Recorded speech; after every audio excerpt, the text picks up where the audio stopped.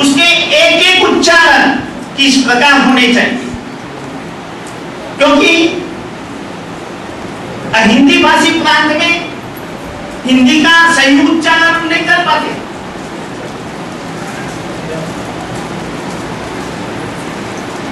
मानो भाषा प्रयोगशाला के द्वारा किसी कविता को हर छात्रों को बैठाकर सुनाया जाए, भाव के साथ कविता किस प्रकार पढ़ाई जाती है, कविता का पठन या कविता का गान किस प्रकार से होता है। भाषा प्रयोगशाला से किसी कहानी किस तरह कही जाती है,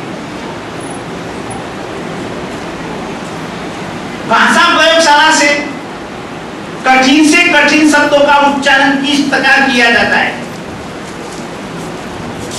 इस प्रकार की पद्धति का उपयोग करते हुए हमें नई भाषा सीखना है। इस लैंग्वेज लैब का उपयोग आजकल गुजरात में बहुत कम हो रहा है। सबसे ज्यादा अच्छी से अच्छी भाषा पढ़ने के लिए हमें भाषा प्रयोगशाला का उपयोग करना है। सबसे मेरा ऐसा मानना है, क्योंकि उससे हम सही उच्चारण कर सकेंगे और प्रत्येक कृति का भाव, यानी कोई कहानी पढ़ रहे तो उसका भाव कैसा है। 8वीं कक्षा में वो एक कविता आती है हिमाद्री तुंग से, उसका वास्तव में वो प्रयाण गीत है, लेकिन मेरा ऐसा मानना है उस प्रयाण गीत को हिंदी के शिक्षक वर्गखंड में उसका खून कर देते हैं।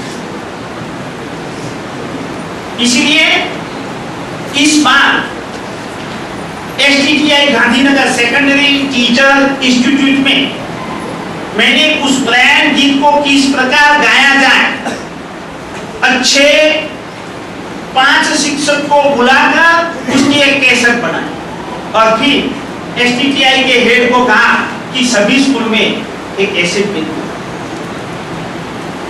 कि 8वीं कक्षा में आने वाले हिंदी के जितनी कविताएं किस प्रकार गाई जाती है, किस प्रकार क्लास में एक हिंदी का वातावरण खड़ा किया जाता है, किस प्रकार हिंदी कविताओं के द्वारा भाव निर्माण हो सकते हैं, जो आज वर्गखंड में शिक्षक के द्वारा नहीं।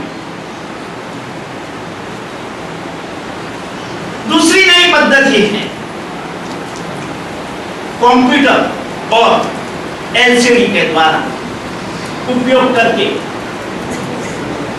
हिंदी कक्षाओं में आने वाले हर एक कृतियों को वर्गखंड में हमें जीवंत करना है।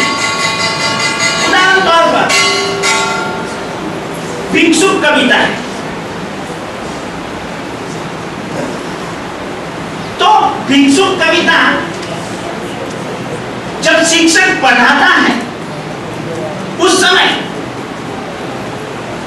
कंप्यूटर में उसने एक भिक्षुक का अच्छा चित्र उपस्थित कर दिया। भिक्षुक की हालत कैसी है, भिक्षुक किस प्रकार भीख मांग रहा है, उसके पांव कैसे लड़खड़ा रहे हैं, जब बोलता है तो किस प्रकार भूख के कारण वह टूटा-फूटा बोल रहा है। तो भिक्षुक का सारा चित्र लड़कों के सामने उपस्थित हो जाएगा LCD के द्वारा वर्गखंड में एक बड़े पर्दे पर। इस प्रकार कविता में जो वर्णन आता है वो वर्णन वर्गखंड में जीवंत वर्णन हो जाता है। रोटी के टुकड़ों के लिए भीख मांगने वाला भिक्षुक, उसके साथ हमारे देश की समस्या रोटी की, गरीबाई की समस्या, वो भी लड़कों के सामने पेश हो। यानी वर्गखंड में भाषा पढ़ाते समय ऐसी पद्धतियों का उपयोग करना चाहिए ताकि वातावरण जीवंत हो सके। ठीक, वर्गखंड में इस प्रकार का आयोजन भी होना चाहिए एलसीडी के द्वारा पढ़ाते समय। मानो कोई कठिन शब्द आता है तो पढ़ने का आयोजन इस प्रकार होना चाहिए, शिक्षक जैसे ही डोरी खींचता है पर्दा कट जाता है, ब्लैक बोर्ड खुला हो जाता है और उस पर कठिन शब्द भी नहीं। उसके लिए एक अच्छी वर्ग व्यवस्था भी होनी चाहिए। सिर्फ एलसीडी के द्वारा पर्दे के द्वारा पढ़ाएंगे, कठिन शब्द बच्चे नहीं जानेंगे, नहीं लिखेंगे तो पढ़ाना भी अपूर्ण हो जाएगा।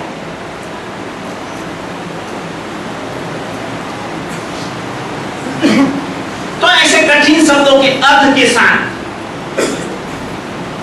और हो सके तो जहां जहां प्रश्न आते हैं अच्छे अच्छे भाव निकालने के लिए, ऐसे प्रश्नों के साथ वर्गखंड में प्रत्येक कृतियों का जीवंत वातावरण शिक्षक पैदा कर सकते हैं। 8वीं कक्षा में एक कविता थी, विश्वराज, कहो तुम्हारी जन्मभूमि का है कितना विस्तार। तो सारे विश्व का चित्र उपस्थित कर सकते हैं। उस विश्व में आने वाले सभी भिन्न भिन्न देश और सभी देश किस प्रकार अपनी शक्ति को बढ़ाने की कोशिश कर रहे हैं, उस भिन्न भिन्न देश के चित्र और सारी कविता का जो भाव है कंप्यूटर के द्वारा, एलसीडी के द्वारा हम जीवन स्वरूप में खड़ा कर सकते हैं। फिर मेहनत कश इंसान, 10वीं कक्षा में आने वाला कलाकार का आक्रोश आदि को हम एलसीडी के द्वारा अच्छी तरह वर्गखंड में पेश कर सकते हैं। ये दूसरी पद्धति। तीसरी पद्धति है,